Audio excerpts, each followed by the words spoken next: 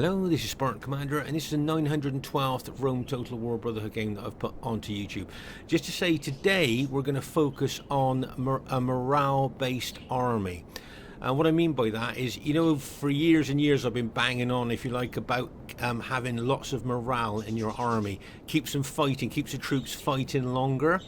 Okay, so in this battle I wanted to display to you, to show you how important having morale boosting units within your battle formation really does help. Okay, our first teammate is Brotherhood member Earth. He's called himself something else here, but it is Brotherhood member Earth. Now he's just got 8 pikes, 6 archers and 6 chariots. Yes, just 8 pikes.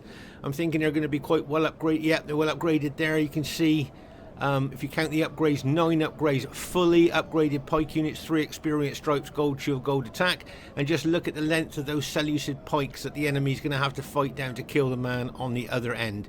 So yes, he's only got 8 pikes, but they're fully upgraded. Now his archers here, if you count the upgrades there, you will see that they are fully upgraded as well. Now these archers are only medium range, their specifications are very poor, but because he's fully upgraded them, he's going to get the most out of them that he can. So that's quite a good move there, really. And then he's got his 6 chariots here, and he's made one of the chariots his general chariot there, if you see the general. Remember, like we've talked about before, these guys got big attacking specifications. They bring a massive fear factor, but once again, as we've talked about before, if they run amok, they kill both friend and foe alike and become a menace to both friend and foe alike. So unless you're confident and competent at bringing chariots, it's really something for you to think about, because they can be a real double-edged sword. Earth is a very experienced RTW player, so I would say that he would probably handle his chariots very well. But as I say, they can be a real double-edged sword there. So there's Earth Seleucid army. Looks quite a powerful army, but only 8 pikes. Do you think that's enough? Well, I guess we'll just have to see. Our next teammate is Brotherhood member EthEth. Now EthEth has got 12 infantry, 3 archers and 5 cavalry. Okay, I'd like to draw your attention here though, if you notice that Eth has actually incorporated a morale boosting eagle unit in his army. Okay, so that's good news. And he's got his infantry general as well. So he's got 2 morale boosting units within his infantry there, so that's pretty good. He usually brings serious cavalry. Let's have a look at his, oh yes, 8 upgrades, 2 experience stripes, gold shield, gold attack on his cavalry. So that will be a tried and tested EthEth army there. Be interesting to see how he uses that. Okay, our next teammate is Brotherhood member Arminius. Now Arminius has got 10 cavalry, 6 archers and 4 peasants. Okay, remember recently we've given Scythia and Parthia 10 cav max because their infantry is so poor. And we're trying to encourage Scythia and Parthia more into our battles, so that's why we've incorporated the 10 cavalry rule for Parthia and Scythia. And if, oh my gosh, fully upgraded Parthian cataphracts there. If you notice, there are 3 experience stripes, gold shield, gold attack. That gives them a massive 29 defense. As I say, if you look at them, they are armored from head to toe, and like we've said in many battle videos before, the tanks of the ancient world. He's got 7 upgrades on his archers. Now unfortunately for Parthia, not only are their infantry pretty rubbish, but their foot archers are pretty poor as well, only mid-range, poor specifications. And as you can see, he's bought some peasants there as well. So it'll be interesting to see how he uses that army during the course of the battle. Right.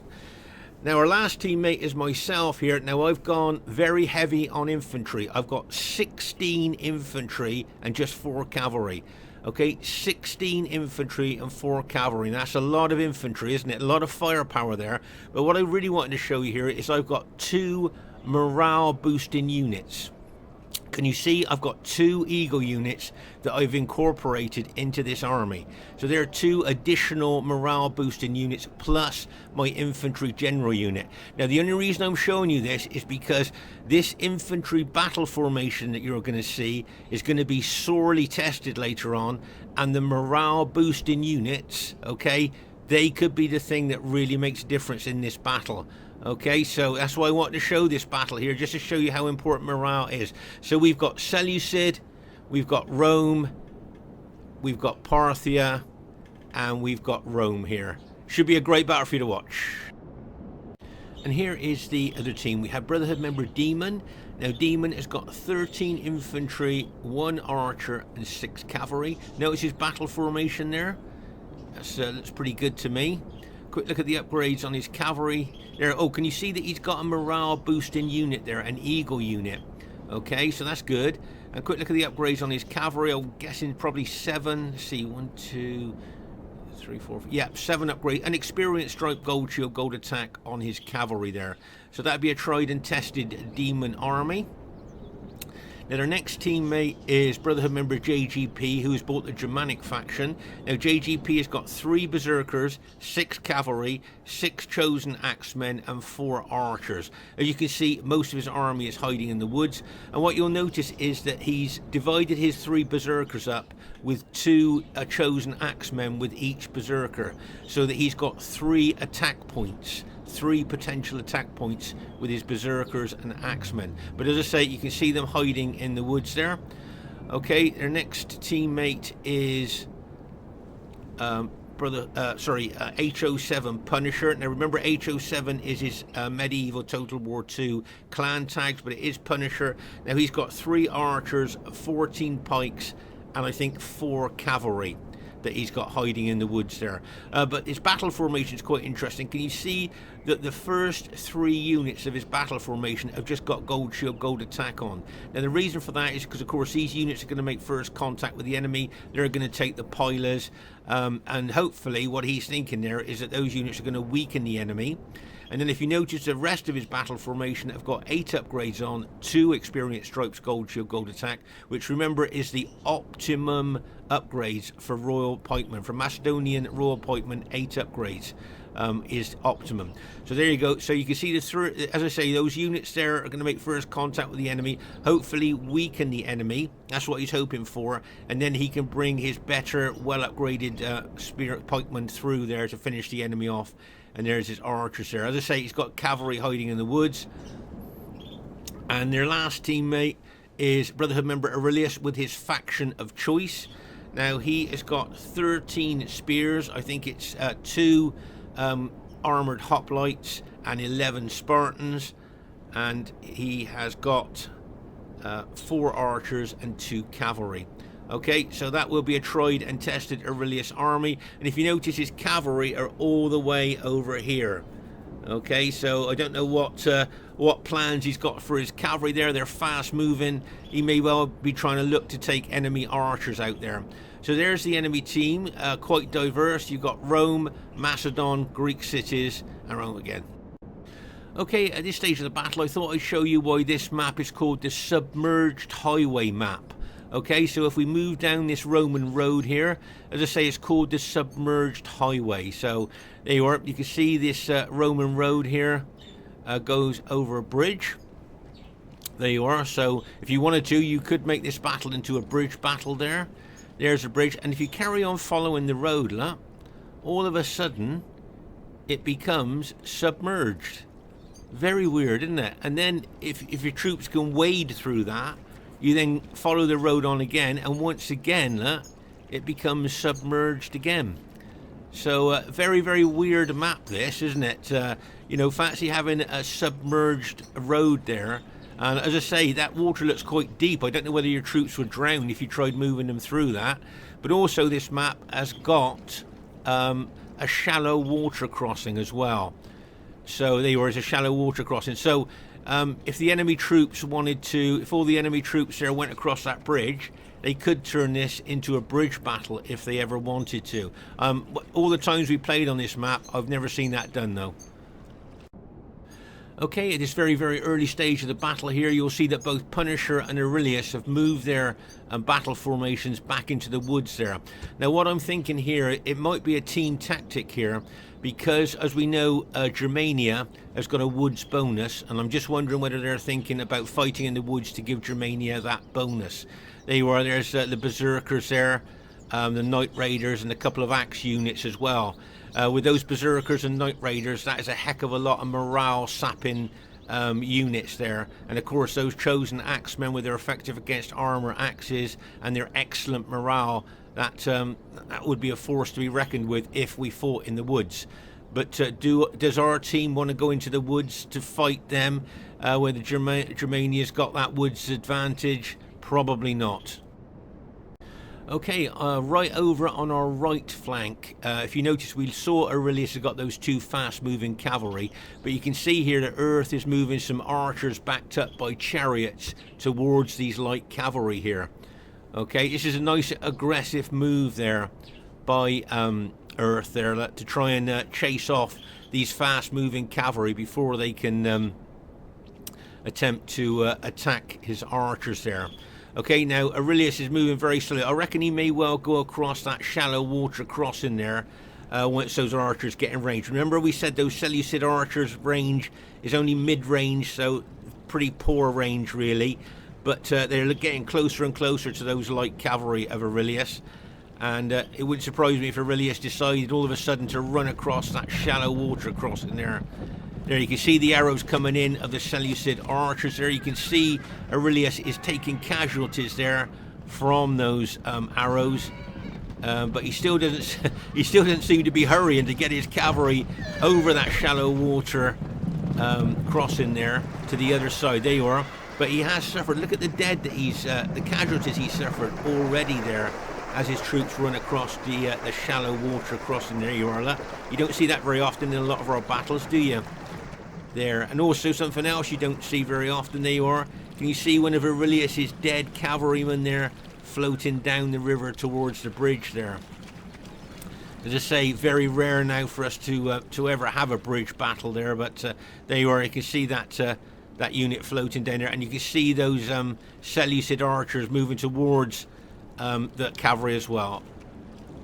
Okay, at this stage of the battle, I just want to show you that Arminius has put this peasant unit out the front of our battle formations here, hopefully to attract expensive arrows being fired at the most cheapest unit in the game. And you can see there, they've stopped firing now, but I think those Cretan archers were actually shooting very expensive arrows into the cheapest unit in the game there. So that's why Arminius did that, just in case the archers run auto fire. So I just thought that was an interesting tactic for you to see there.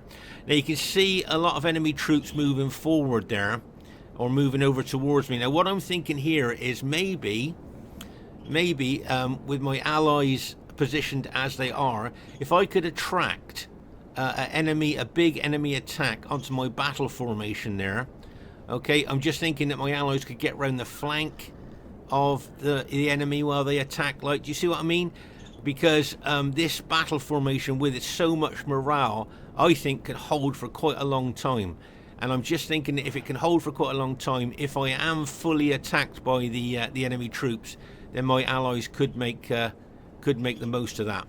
Okay, so just give you a heads up on that. That's what I'm thinking at this stage of the battle. Now I can see the Spartans moving over here. You can see the Greek cities moving over there towards my battle formation. You can see them, right? Let's just pause the game for a second here. So as I say, what I'm thinking here is if I can kind of attract a big enemy attack onto my battle formation, with the morale that I've got within that battle formation there, I think I could hold for a reasonably long time, which might give my allies a chance, as I said, to get round the flank of the attacking enemy troops, which could give us an advantage there.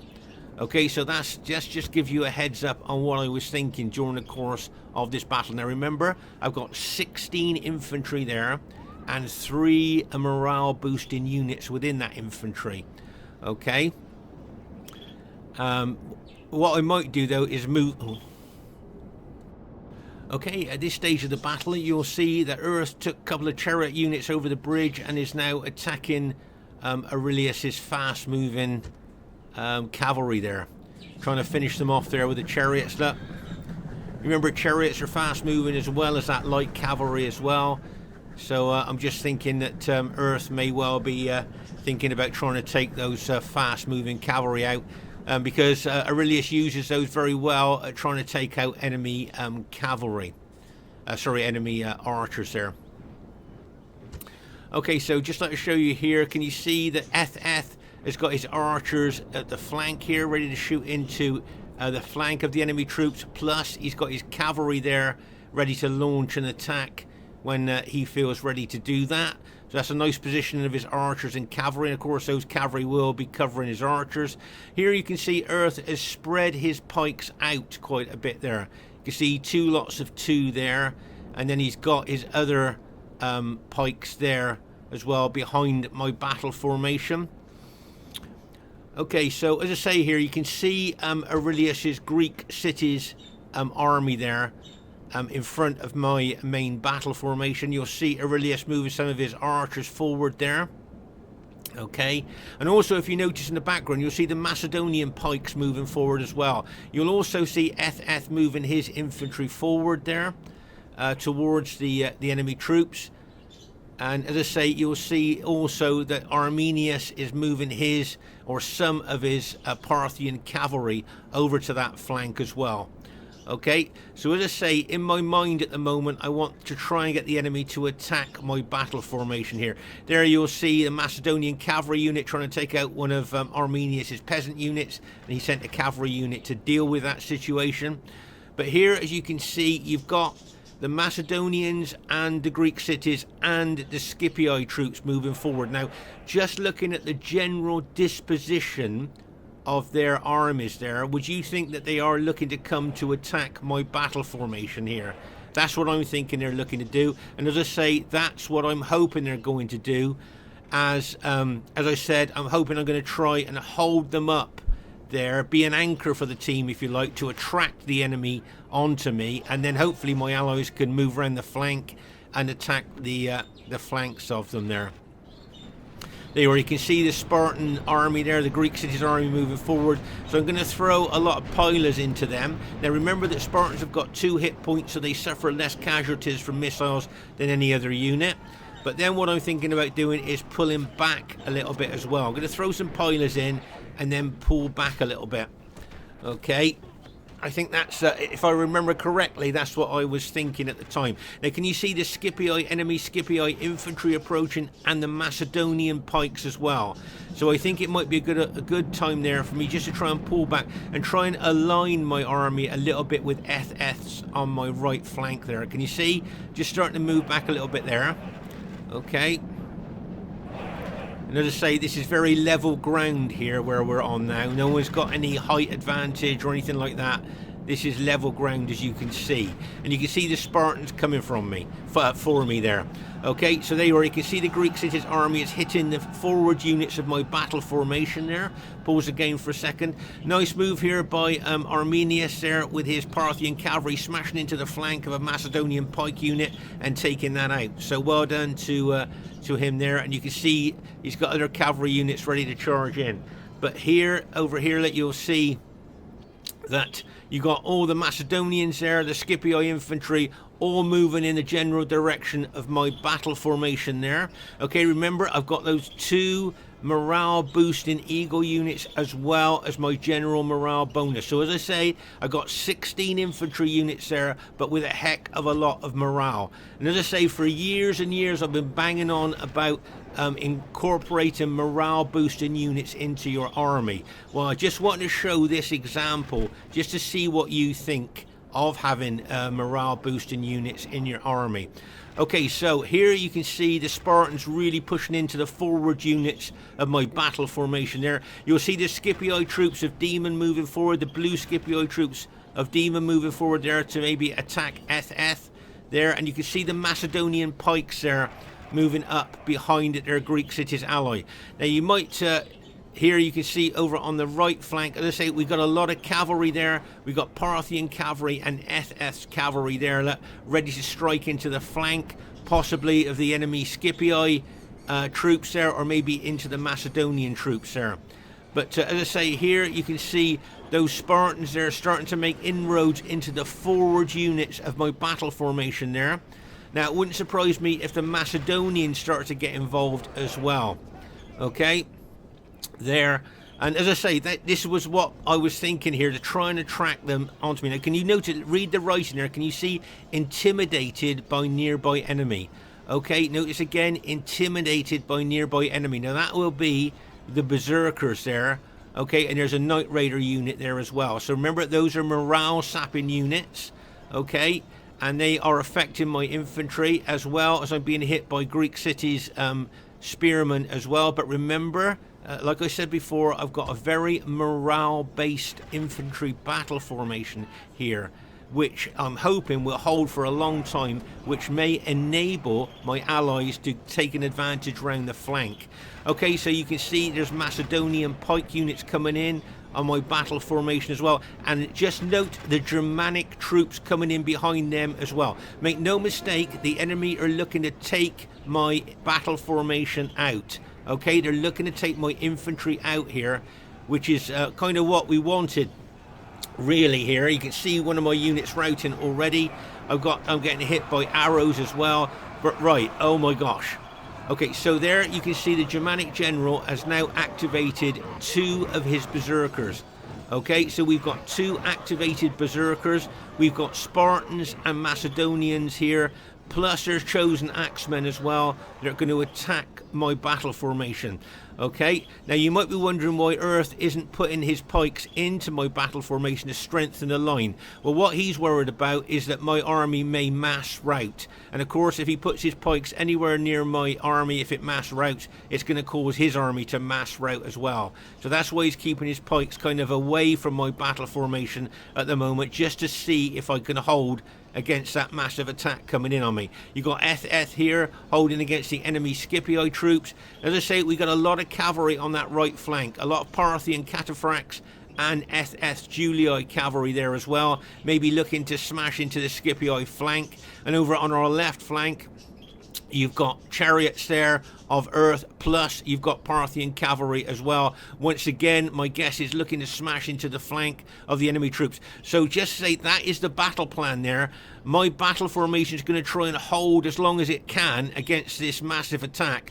Well, my allies hopefully will take advantage of that and will enable them to smash into the flanks of the attacking enemy troops. But just look at the pressure that battle formation of mine is under. 2 berserkers, all that Greek city's army, chosen axemen and Macedonian pikemen there, really trying to break my battle formation there. Can you see that?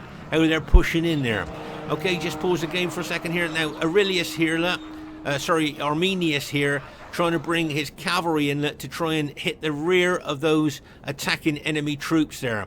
Okay, this is part of the plan here. This is what I wanted my allies to be able to do, to smash into the flank and rear of the attacking troops. But there's Germanic Gothic cavalry there that could well neutralize that attack coming in on the left flank. Okay, so watch out for that. But you can see that's what Arminius wants to do. He wants to try and smash into the rear of those engaged troops. But unfortunately there, he's been intercepted by Germanic cavalry. And here you are, you can see that Germanic cavalry now. So don't forget, those Germanic archers are shooting fire arrows into my troops as well. But look at the inroads that the enemy troops are making into my battle formation there. Okay, now you'll see Earth is bringing in some of his Seleucid pikes on the flank of the attacking enemy troops. Nice move by Earth there. Pause the game for a second here. Okay, so if you notice here, can you see how the enemy troops are slowly, very slowly making inroads into my battle formation there? Okay, you can just see the pressure, but notice, but don't forget, I've got those 2, I know I'm talking about this a lot, the 2 morale boosting Eagle units and the general morale bonus. Okay, so as I say, my 16 infantry have got loads of morale going on here. And there you can see, as I say, Earth Seleucid pikes coming in from the flank. You've got Arminius, his cavalry doing very well there on our left flank as well. And over here, you'll see that EthEth has put his cavalry into wedge formation here. And now he's ready to smash in to the flank of, I'm guessing, the enemy Scipii infantry there. Okay, if he could take those guys out or into the Macedonians there, or both, maybe that would free up his infantry to be able to help my my infantry there. You can see a lot of pilers going in there. You can see the berserker unit. There's a berserker unit there. As I said, JGP split his berserkers up into 3 like mini armies, if you like. So he had 3 attack points that you know, that he could do with his berserkers and axemen there. Okay, but as I say, you can see a lot of pressure there on my infantry, including, as I say, as you can see, 2 berserker units there. So there you go, another one of my units just routed there. Just look at the pressure that's coming to bear on my battle formation there. Look at those Germanic axemen, the berserkers, the Macedonians, the Spartans, the whole Greek city's army, look, pressing in on my battle formation. And as I say, the job that I've got to do here is hold as long as I can, so hopefully my allies can get into the flank of the enemy troops. Right, here you can see EthEth looks like he's going to smash into the flank of the enemy Scipii there, and possibly the Macedonians as well. That would be good. You can see Arminius here with his cavalry there. It looks like he's going to charge into that Scipii, and Germanic cavalry may be there, but he could be outnumbered. There's Germanic archers there that would shoot into him as well. As I say, you got Earth here advancing, but you can see here that the Greek city's general is definitely holding up Earth's Seleucid pikes there to stop them getting in to try and flank the attacking enemy troops there. And also here you see that Aurelius has got his general unit there just behind the fighting infantry of his team, so that general unit is giving morale bonus to the fighting troops there. Okay, but isn't actually involved at the moment. But as I say here, this cavalry charge by EthEth, maybe this could be decisive. Right, there goes the cavalry, get ready for this. Bang! As he smashes into the Macedonians and Scipii infantry there. Now my guess is he was hoping to rout more units than what he's done there, but that was a nice cavalry hit. My guess is he'll pull his cavalry back. Yep, he may well pull his cavalry back, take on the archers there, take out the enemy archers possibly. Meanwhile, on our left flank here, you can see Arminius as Parthian cavalry fighting Scipii cavalry and Germanic cavalry on our left flank here. Okay, so well done to him. I noticed there's some Macedonian pikes being brought over here as well. As I say, both cavalries pulling away from each other. These Macedonian pikes that once again blocking our Seleucid ally from attacking the flank of those troops that are attacking my battle formation there. Nice move there by the enemy team. Okay, but you can see another one of my units missing there, you know, routed there. But just look how that those enemy troops have made inroads into my battle formation. Make no mistake, they want to smash through that battle formation of mine if they can. And don't forget, there's a berserker unit attacking EthEth's infantry as well as all those Scipii troops. Now if you notice here, I've got my cavalry round the flank of the enemy troops here, and I'm looking to smash into the flank of those enemy troops. Right, here comes 2 chariot units of Earth that's going to crash into the rear of the enemy troops. Nice charge there. And also, if those chariot units run amok, they're on the enemy's side there. So if they run amok, there's a good chance of them killing a lot of enemy troops. Right, here comes my cavalry. I'm going to smash in there. See the concentration of my cavalry? They're going to smash in. Bang! As they smash into the flank of those enemy troops there. I was hoping to rout quite a few. Just look at that. I'm going to carry that cavalry on through, look, there, to try and rout as many of those enemy units as I can there. Okay, so that was quite a successful cavalry charge. If I can free up some of EthEth's infantry, he'll be able to help me as well. But just look at the enemy troops there. They've nearly broken through my battle formation, and yet, if you notice, yet even though they've nearly broken through, my units are still holding. No mass routing. I wanted to show you that. No mass routing there because of those extra morale boosting units that I've got amongst my infantry there. Okay, you can see the enemy almost breaking through there, but I'm still holding. Still stopping them from actually doing what they wanted to do, which is smash my infantry battle formation there. Here you can see Arminius there with his Parthian cavalry getting in behind the enemy troops there. And as I say, it was a good move by the enemy there to block Earth's Seleucid pikemen from coming in on the flank of their attacking troops. EthEth has done well here. He's moving forward there to attack those, finish off and chase away those Scipii infantry there that were in front of him. So well done to EthEth, but we need to watch out for those run-amok Seleucid chariots that could start chopping our troops down. But here, as I say, you can see the enemy still pushing in, still trying to break through my battle formation. They formed a salient there, if you notice. You notice the tip of the salient is nearly broken through, and there's a berserker unit right on the tip of the salient. Can you see that? Still managing to hold. Right, here comes some Parthian cavalry of Arminius charging into the enemy troops. Look, and bang! As they smash in there. Nice hit there by Arminius with his fully upgraded Parthian cataphracts. You can see EthEth charging his Julioid cavalry in there as well. But unfortunately, the enemy turned their spears and pikes to face that attack just as they came in. So I don't think Arminius had the success that he wanted to there, because I think he was looking to rout a lot of those Macedonian pikes. If you look at the dead Parthian cavalry there, can you see he lost a lot of cavalry there on those pikes and spears. But I imagine he'll pull that cavalry back, lock and load it to charge it back in. Over here you'll see that the archers of EthEth are shooting fire arrows into the enemy troops there from behind. But I can see that Amuk chariot, that Seleucid Amuk chariot, maybe starting to chop those down. There you can see there that Earth is moving some of his Seleucid archers around here to get in behind the enemy troops so he can shoot fire arrows into them as well. So anyway, you can see what's left of EthEth's cavalry. He's probably looking to see where he can charge those cavalry in, but he's moving his infantry over now to try and help my battle formation hold in there. Okay, here you can see the Macedonians starting to move towards our left flank here with Germania and Greek cities' help. Can you see they're trying to maybe take out our Seleucid allies' pikes there. Once again, can you see the cavalry charging in there of Arminius like a bang as he smashes in there? And I think there's some cavalry of EthEth's in there as well. And if you notice here, can you see I've charged my infantry in? So all battle I've been defensive. Okay, so you can see the Parthian cavalry and of Arminius and EthEth's cavalry charging in, but all battle I've been defensive, but I'm now turning defense into attack, and I'm starting to attack the rear of those Macedonian pikes.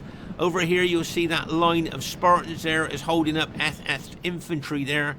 But I think trying to rout these Macedonian pikes would be a big thing for us. There you can see my infantry really pushing in to those Macedonian pikes, and you can see Arminius' cavalry. Look, he's really pushing those cavalry in there. We've got those pikes in a real sandwich attack. If you notice that, we've just killed the Germanic general. Just look at how those Parthian cavalry are really pushing into the pikes, and you can see my infantry there as well. Oh my gosh, poor Arminius just lost his general, but there you can see some more of EthEth's cavalry's just charged in there as well. So now you can see that we've taken out all those Macedonian pikes that were there. And you can see now, here, let's pause the game for a second here. So you can see that EthEth and my general are side by side. So that's giving us extra morale. You can see my two Eagle units are still alive as well. So we're giving a heck of a lot of morale, not just to our troops, remember, but to all our allies' troops as well there. So there you go. And you can see we're just trying to finish off the Spartan units that are left. And it looks like our team has managed to go on to win the battle there.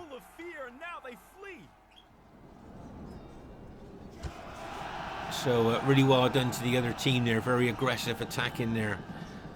It's quite a condensed battlefield actually if you look. And if you look over here you'll see that the archers there of EthEth were shooting into the rear of the enemy troops. You can see this Amuk chariot though, which we must be very careful of. And here is a Seleucid Amuk general chariot unit there. Looks like he could be killing possibly his own Seleucid archers there from that run amok mode that it's in at the moment. Okay, so as I say, we need to watch out for that.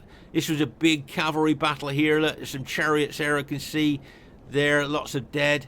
Over here on the right flank, this is where Arminius' cataphracts kept trying to attack on that right flank. You can see a lot of dead cavalry there, where he kept trying to smash into the rear and flank of those attacking troops that were attacking my battle formation. Here you can see a lot of dead pikemen there. You can see there, you can see, and then as we move over into the center part of the battlefield here, look, you can see the massive piles of dead there. Oh my gosh, you can see the intensity of the fighting in this particular part of the battlefield there. So oh my gosh, that was it's quite a, as I say, quite a condensed battlefield here. This is where EthEth here. You can see a lot of our Red Julii cavalry were killed there. As I say, it is reasonably condensed, isn't it, the battlefield? And as I say, just watch these amok chariots. See if they're going to kill their own archers there. See that Seleucid amok chariot there starting to chop down Seleucid archers there. Moving over towards EthEth's archers there as well. Oh my gosh. You can see them there. It can be very, very annoying for allies when, you know, when one of your allies' chariots runs amok and starts killing your allies' troops. It can make you quite unpopular, actually. But here you can see the chariots. They looked like they were just going to charge into EthEth's archers, but then moved away. As I say, these amok chariots are very, very unpredictable. They just, you know, they're just charging around, just mowing down whatever they hit. And if you look here at the Parthian, the survivors of the Parthian army there, you'll see that they've been very, very battle depleted there. If we just pause the game for a second. In fact, I think he's only got 2 cavalry units left there. Yeah, I think Arminius has only got 2 cavalry units left. Remember, he had 10 cavalry units. He's only got 2 left there. And you can see the rest of his army is also very battle depleted as well. So it just goes to show how tough this battle was. You'll see that Earth has got a few very battle damaged units left there of his pikemen. Very, very battle damaged there. Remember, these are 121 man units here. And you can see how battle damaged that they have been as well. So it just goes to show how tough this battle was here. But as I say, you can see I've still got my 2 Eagle units left and my general as well. So make no mistake, I feel that without those morale boosting units, my infantry battle formation would have broken a lot earlier there. You saw the massive amount of enemy troops smashing into my battle formation. So that's one of the reasons, one of the main reasons I want to show you this battle, is just to show you how important morale is to your troops. Okay? As I say, I know I've been banging on about that for years, but I just want to show you an example of that. Okay, so the first thing I'd like to say is really well played to everybody in the game. I thought both teams played really well there. Well done. And I was amazed it was a clear victory. When we saw the troops that we had left, I thought it would have been average. I don't know what you thought. I definitely thought it would be average. And highest kills in the game. Okay, highest kills in the battle, I think, is going to go to Brotherhood member Earth with his Seleucid troops there. 1,878 kills. So well done to Earth there with his Seleucid army. Did really well there. And bearing in mind he only had 8 pikes, remember? 8 pikes, 6 archers, 6 cavalry. So he did well. Well done to Aurelius there with his Greek cities. Got the 2nd highest kills in the game. So really well done to Aurelius. Well done to Punisher. He did well with his Macedonian army as well. So really well done to him. Played that really well. JGP be a little bit disappointed. He's got less than 1,000 kills with his Germanic army, but he was very aggressive, very attacking, wasn't he, with his Germanic army there. So well done to JGP, and well done to Demon. He'll be a bit disappointed he got less than 1,000 kills as well, but he was also very aggressive, especially against EthEth. So really well played, guys. Thought you did really well. And my kills, bearing in mind that I was defensive for the vast majority of that battle there, I think those kills are pretty good. Remember, RTW rewards good attacking play with good kills. Well done to EthEth, really good kills there. He played extremely well. Well done to Arminius there with his Parthian army. Got some good kills there with Parthia. So well done to him. And as I say, highest kills there for Brotherhood member Earth with his Seleucid army there. So really well done. And when you look at both teams, do you think that either team had a faction advantage? I'm always interested to know if you think that either team had a faction advantage. So they got Greek cities there. They've got Macedon. They got Germania and Rome. I think that's quite a strong combination. And we had Rome there, Rome, Parthia, and Seleucid. So I was just going to say, which team do you think had faction advantage, or do you think it was quite even? Anyway, I just wanted to show this battle just to show you how important morale can be to an army. Okay, please leave a comment if you like. It's always nice to read what you think, and bye for now.